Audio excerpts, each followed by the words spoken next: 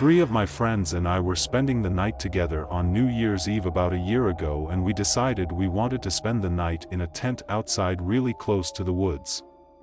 We were laughing and fucking around, you know, normal teenage things. Then, we heard this rustling outside in the leaves. Figuring it was just an animal or something, we shrugged it off. At this point, it was nearing midnight and we had a flashlight on in the tent and we were blasting music. That's when all hell broke loose. We heard this chirping noise outside. When I say chirping, I don't mean it was like a bird or a raccoon, but this unearthly chirping that didn't sound like any animal at all. In fear, we were about to be ambushed. I demanded my friends temporarily turn off the lights and the music. At first they looked at me like I was crazy, but I strengthened my tone. Turn it all off. Now. At this point, they knew I was serious, so they turned it all off and listened. There it was again, this unearthly chirping that didn't sound like anything. My friends and I were shitting bricks, but I was a little bit braver than the rest of them. I had been taking karate for about 4 years and I'm a very tall female capable of taking down a grown man, so I figured I could take whatever was out there, or at least I could carry one of my friends if we had to run away. They all tried to play it cool and said it must have been one of those screamer firework things. But I could tell they were all shitting themselves. We carried on screwing around for a few more minutes, desperately trying to forget about the screech chirping thing outside. Then we heard it again, this time, much closer to our tent. This was the first time I could properly hear it. When it made a clearer sound, reality drop kicked me in the stomach. It was fucking big and it was almost right outside our tent. My friends and I were about to shit ourselves, so they start asking me questions as to what I thought it was. I was the friend who was into all things paranormal and I still am, but I've never been a paranoid person. So they asked me. I told them just as a suggestion that it could be a skinwalker or a flesh gate, because I read somewhere that they mock the voices of your friends of emit noises that they think will lure out their victims. I only said this because I thought that could explain the scream chirp, but I think they were really scared. We heard it again. At this point, everyone was shitting bricks and one of them eventually called her older brother to come and hang out with us for a while. While he was there, just our luck, we couldn't hear the chirp screech anymore. Damn. We hung out with him for a while until we all decided to go on a walk with. The walk was fun and my friends were terrified because we were walking around in the dark, but I've always liked the dark, as it was so vast and mysterious. I was also hoping we would find the flesh gate so my friends would stop acting like stuck-up little shits that weren't scared, because I could see they were shitting themselves. Part of me was also terrified to see what would happen if we stumbled across a flesh gate, but her older brother had a knife with him and I was prepared to stab it if he wasn't. Fast forward later into the night, we were blasting music again and playing with a multicolored strobe light. Probably not the best way to avoid being jumped in the night now that I think about it. My friend's brother had left us his knife in case we heard anything else that night.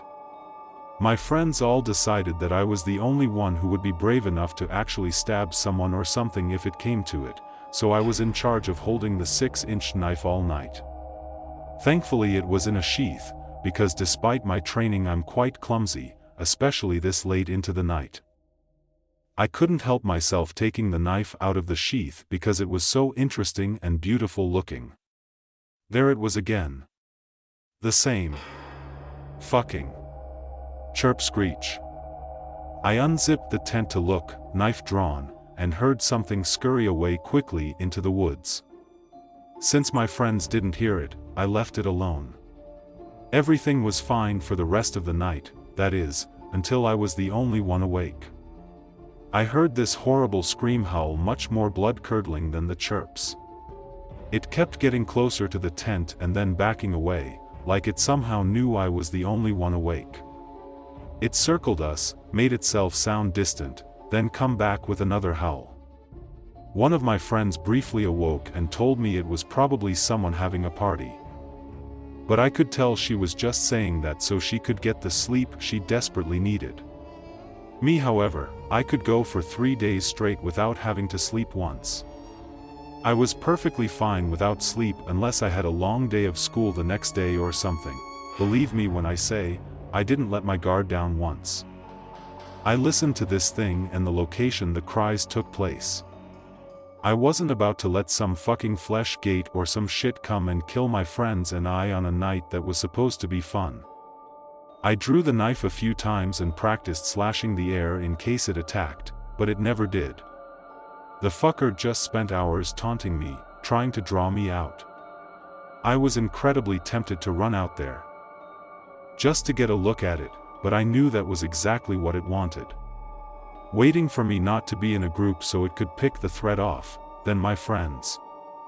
There was no way in hell I would let it anywhere near my friends. The older brother had left to go to a friend's house later that night as well, and the friend we were all staying with lived with her grandma, no strong men. I lived around the neighborhood and both my mom and my dad were home. My dad is a big guy standing at 6 feet 2 inches and strong as hell, but it would be too far to run. I couldn't go out there to see what it was even if I wanted to. Even though I'm pretty damn fast, I was weak considering how late it was and I would become this thing's prey. Knowing this, I just laid back, knife at the ready, listening in absolute horror. You don't know what true vulnerability is until you're on the outskirts of the woods in a tent with 3 lives in your hands while some paranormal creature is hunting you, teasing you, and you only have a close combat weapon that you're not even certain would put a scratch on it. I sat there in silence until around 6 in the morning when I was certain it had stopped. I couldn't take it anymore, the damn thing had driven me insane. My work there was done as I was certain it was gone.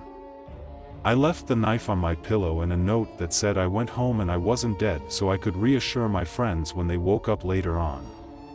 I began to walk home to my house with the streets poorly illuminated by street lamps.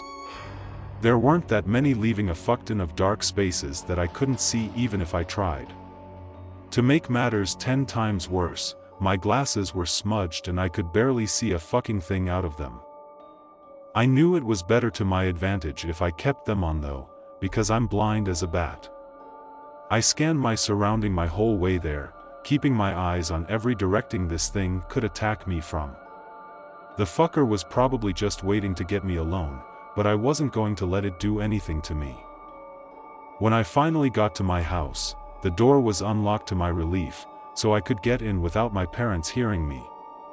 Unfortunately, this was 5 in the morning and, as I mentioned before, clumsy as ever, so I bumped into everything as I tried to navigate myself to my room where I forced myself to go to sleep. After that, when asked, my friends would say it was a screamer, firework or some animal, but I can tell they were scared and just trying to make sense of it all.